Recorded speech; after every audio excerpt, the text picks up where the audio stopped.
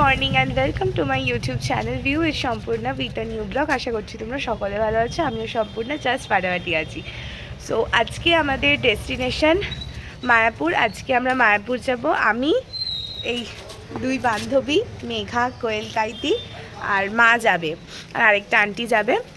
So চলো তোমাদেরকে টোটোয় উঠে দেখাচ্ছি। আমাদের এখান থেকে মায়াপুর খুব একটা বেশি লাগে না।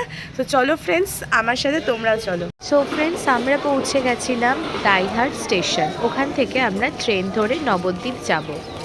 আমরা নবদ্বীপ স্টেশনে নেমে টোটো করে ফেরিঘাটে গেছি এবং ওখান থেকে আমরা লঞ্চে চাপবো।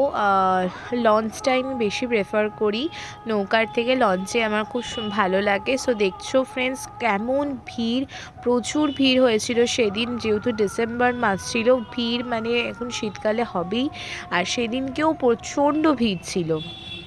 সো চলো এবার যাওয়া যাক লঞ্চে উঠে। আমরা লঞ্চে করে যাচ্ছিলাম এবং খুব সুন্দর দৃশ্য লাগছিল। এবং এখানে একটা ইন্টারেস্টিং জিনিস তোমাদের বলবো, সেটা হচ্ছে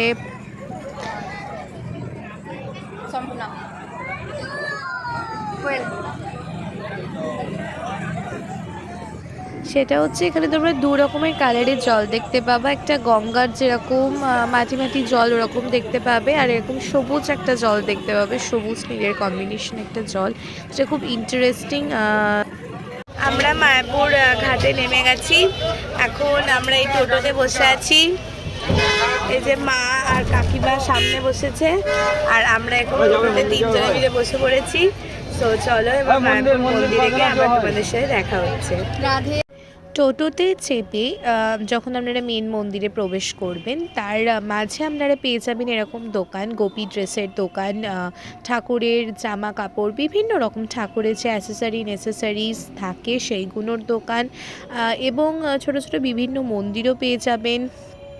গেস্ট হাউস পেয়ে যাবেন, যেখানে ট্যুরিস্টরা এসে বা আপনারা যখন দূর থেকে আসবেন, আমার বাড়ি যেহেতু কাছে, রাতে থাকার প্রয়োজন হয় না, বাট তাদের বাড়ি দূরে, তারা এসে রাতে থাকে, এখানে সন্ধ্যা আরতি দেখে, তারপর আরও মন্দিরগুলো ঘুরে ঘুরে দেখে। আপনারা দেখতে পাচ্ছেন এখানে গেস্ট হাউস, অনেক টোটো, বাস এগুলো দাঁড় করানো আছে।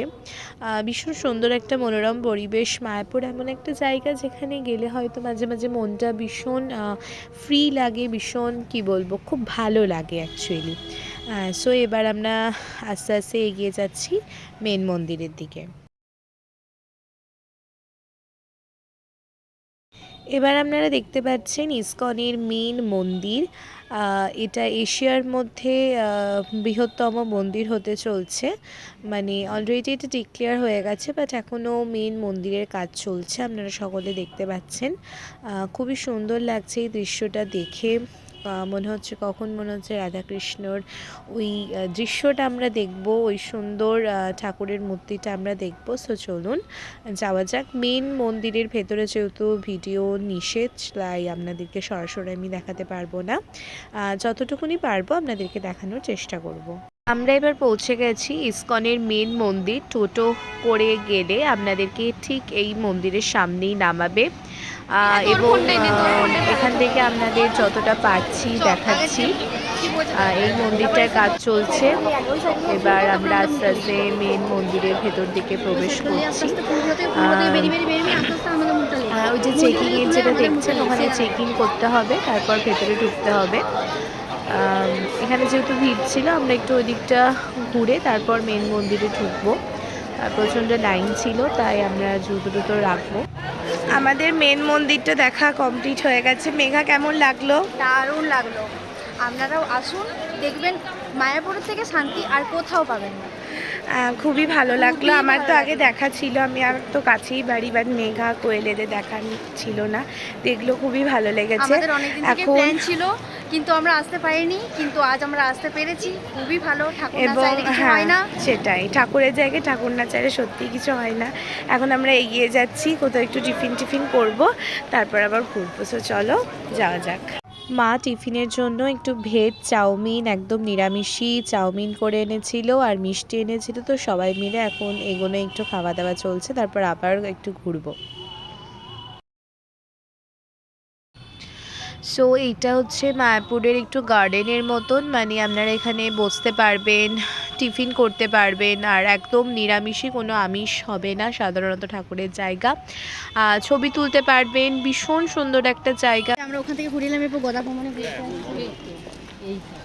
মা, তোমার কেমন লাগছে আমাদের সাথে এসে?